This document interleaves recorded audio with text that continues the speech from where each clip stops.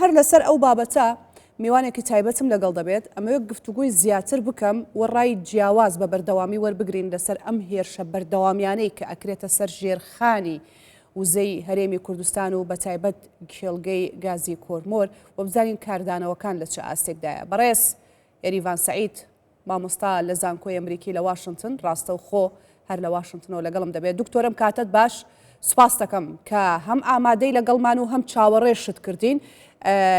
ڕەنگە گوێت لە گفتوگۆی من و هاوکارەکانم بێ کە لە هەولێر و سلێمانی و دهۆکەوە لەگەڵم بوون، دۆخی هاوڵاتیان ئێستا چۆنە لە بێکارەبایی و لە تاریکیە دانیشتون. بابزانم جەنابتان دکتۆر یاریڤان هۆکاری ئەم هێرشە بەردەوامیانە بۆ سەر ژێرخانی وزەی هەرێمی کوردستان بۆچی دەگەڕێنێتەوە؟ سڵاو.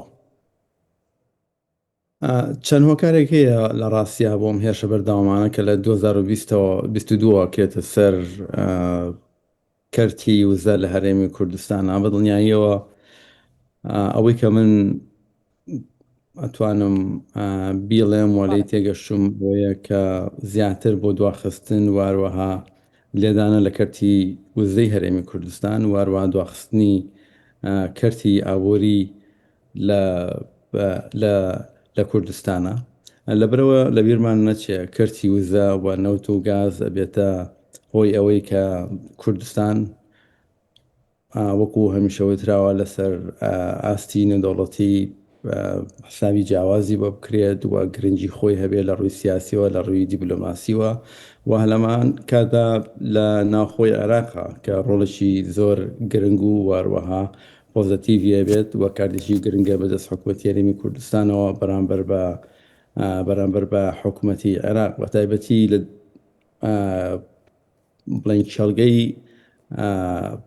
کۆرمۆر گەورەترین کێڵگەی گازە لە هەرێمی کوردستانەوە تەنانەت لە عێراقیشە و ئەو پرۆژە کە لە 2021ەوە دەستی پێکردەوە بە کەی 250 ناسراوە کە بڕیار بوو لە مانگی 12 250 ملیۆن پێسێجا بڵێن گاز زیاد بکات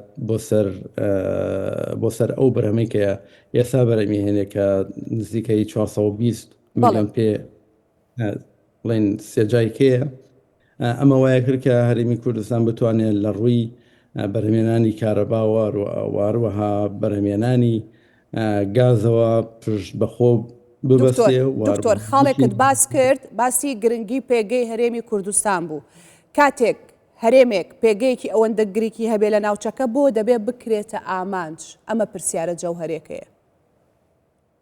وەکو ئاماژەم پێەیە کە تۆ کۆنتترۆڵ واروەها کۆنتترۆڵی گاز و نەوتێ هەبوو واروەها توانیت بەرهەمی بێنیت، ڕاستەخۆ ئەم سەربەتانە ئەبێتە هۆی ئەوەی کە پێگەی دیبلۆماسی واروەها سیاسی بەهێز بکات، واروە لە ڕووی جیۆپۆلی تیشیوە لە ناوچەکە حسەبێکی تایبەتی و بۆ بکرێت. واروە کارتێکی زۆر باش بەدەست بڵێن حکوومەتی هەرێمی کوردستانەوە بۆی کە بتوانێت و ئامانجانێکەتی بەدەستی بهێنێ. هەر لەبەرەوە کە بە بەردەوامی هێرشەکرێتە سەر ئەم بڵێن کەرتی وزە لە هەرێمی کوردستانە لە بیرمان نەچێت ئەمە تەنها بڵێن ڕەهەندێکێتی ئەم هێرشانە کە ئەکرێت لە ڕووی بڵێن سیاسیەوە هێرش لە سەرکەرتی وزە لە هەرێمی کوردستانە هەبووە لە ڕابردووە، واروەها لە ڕێگەی دادگاوە لە ناوخۆی عێراقا، واروەها لە ڕێگەی محکەمە نێودەوڵەتیەکانەوە. ئەم هەموو هێرشان لەسەر کەرتی وزە لە هەرێمی کوردستانە هەبووە. لەبەرەوە ئامانجەکە لە ڕاستیا ئەوە بۆ کە کوردستان نێڵن بەرەو پێشەوە بڕوە و بتوان دوای بخەن لەبەر ئەوەی کە نەتوانن کوردستان نەتوانێت ڕۆڵێکی بڵێن ئەو دکتۆر گرنگ کاتێ کوردستان پێگەی گرنگ بێت و کوردستان بەرەو پێشەوە بڕوە و کوردستان ئابوورێکی بەهێز و ژێرخانێکی وزەی باشی هەبێ، ئەمە باوای ناو بنین چ مەترسیەک دروست ئەکا لە ناوچەکە یاخود بۆ ئەم لایەنانەی کە هێرشەکەنە سەر ژێرخانی وزەی هەرێمی کوردستان؟ ئایا بەڕاستی ئەمە مەترسیە هەرێمی کوردستان دروستی کردەوە هێرشەکرێتە سەری؟ ئەگەر بەراوردی هەرێمی کوردستان بکەین لەگەڵ ناوچەکانی دیکەی عێراقا، هەرێمی کوردستان لە ڕاستیا زۆر پێشکەوتوترە لە ڕووی ژێرخانی ئابوووریەوە، لە ڕووی دابینکردنی بڵین خزمەت گوزاری سەرەتایەکانەوە. من مانگیدا لە بەغا بووم، یەکەم سەفەرم بوو بۆ بەغا لە 2007ەوە. ئەگەر بچی بەغا بینی بە هەرێمی کوردستانی خۆمان جیاوازیشی زۆر هەیە، واروەها ئەو بڵین سیاسەکانی عێراق و کەسانی کە حکومەکان لە عێراق لە ژێر زەختێکی واروە فشارێکی زۆران لە بڵین شەقامی عێراقیە کە بینن هەرێمی کوردستان هەرچەنە بڵین پارەکەمە، هەرچەنە ئابوووریەکەی لە چاو ئابووری دەوڵەتی عێراق زۆر کەمترە، توانیوێتی خزمەت گوزاری زیاتر کەش بکات، واروە توانیوێتی سەرۆت و سامانی خۆی زیاتر بباتە پێشەوە. ئەمە وای کردووە لە ڕاستیا کە بکەونە ژێر زەختێکی زۆرە. واروە لە هەمان کاتیشان لە بیرمان نەچێت هەندێ وڵاتی لە وڵاتانی بڵین دراوسێمان هەن خاوەنی سەرۆت و سامانێکی زۆرن، واروە غازە فرۆشن بە عێراق و هیچ بەرژەوەندییان لەوان نییە کە هەرێمی کوردستان بۆ نمونە بتوانێ وزەی بڵێن غازی خۆی بەرەو پێشەوە بات، واروەها زیاتر پەرەی پێبدات، واروەها بڵێن زیادی بکات لەبەرەوە لە پێگەی ئەوانەیە لە ناوچەکە بەتایبەتی لە باڵسەڕەکانی عێراقا. و گوشارانەش لەلایەن ئەمریکا و لەلایەن وڵاتانی ئەوروپاوە زۆر بووە بەتایبەتی لەسەر حکوومەتی عێراق بۆەوەی کە پشتبەستن بە وڵاتانی دراوسێکەم بێتەوە، زیاتر پشتبەستن بە بڵێن غاز لە هەرێمی کوردستانەوە. هەر لەبەرەوە حکوومەتی ئەمریکا لە ڕابردووە تقریبا 250 ملیۆن دلاری بە داناگازاوە بۆ کە خۆرمۆر زیاتر پێش بخرێ، وەروەها بەرهەمێنانی تێدا زیاد بکرێ.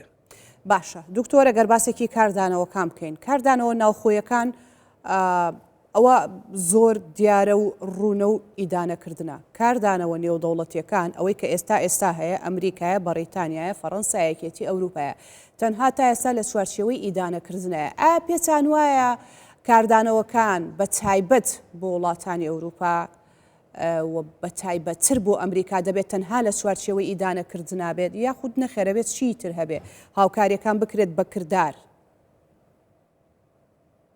ئەمریکا لە ڕابردووە بڵێن ئیدانەی ئەم هێرشانەی کردووە، بەڵام ئایا ئیدارەی ترامپ ئەوێت بیکا بە کردار، ئەوێ بەتایبەتی هەندێک لەم گروپانەی کە بەرپرسیارن لەم جۆرە بڵێن هێرشانە بۆ سەرکەرتی وزە ئەیانێ بیکا بە ئامانجیاننا لە ڕاستیا بێ چاوەڕێ بکەین، چونکە لە ڕابردووە بینیمان لە مانگی 5 لە مانگی 6 کە هێرشیشی زۆر کرایە سەر کەرتی وزە لە هەرێمی کوردستانە کە هەموو شەڵگەکانی گرتەوە، هەر لە زاخۆوە هەتاوەکو خۆرمۆر بەبێەوەی کە هیچ کاردانەوەیەکە بێت لەلایەن لەلایەن حکوومەتی ئەمریکا و لەلایەن بڵێن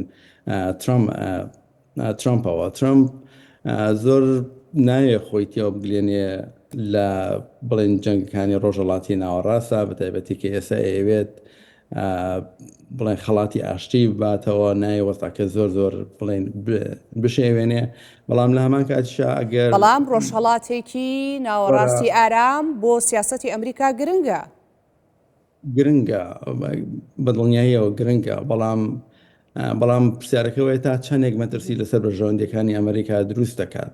ئەمە پرسیارەکەی ئەگەر درستی کا لەوانەیە ئەمریکات بیاوێت بڵێن ئۆپشنی عسکەری یان بژاردی عسکەری بەکاربهێنێ بۆ ئەوەی کە ئەمەیانە کەم بکاتەوە. بەڵام هەتا ئێستا وەکو بینیمانەوە لە 2022 هەتاکو ئێستا هێرشە سەر هەرێمی کوردستان بڵێن بەردەوامە. ئەو دووازەم جارە دوازەمین جارە هێرشەکرێتە سەر خۆرمۆ زیاتر لە 160 هێرشکاتە سەر هەرێمی کوردستان بەبێ ئەوەی کە ئەمریکانیان وڵاتانی ئەوروپا یارمەتی هەرێمی کوردستان بن بۆی کە خۆی هەر لەبەرەوەیە تاوەکو لە ڕاستیا بڵێن مەترسی لەسەر بەرژەوەندی ئەوان دروست نەبێت لەوە ناچێت کە هەرێمی کوردستان پارێزن بۆ شێوەیە کە ئێمامانەوێت. سپاس دەکەم دکتۆر یاریڤان کە ڕاستە و خۆ لە واشنگتنەوە لەگەڵم بووی. سپاس بۆ بەشداریت.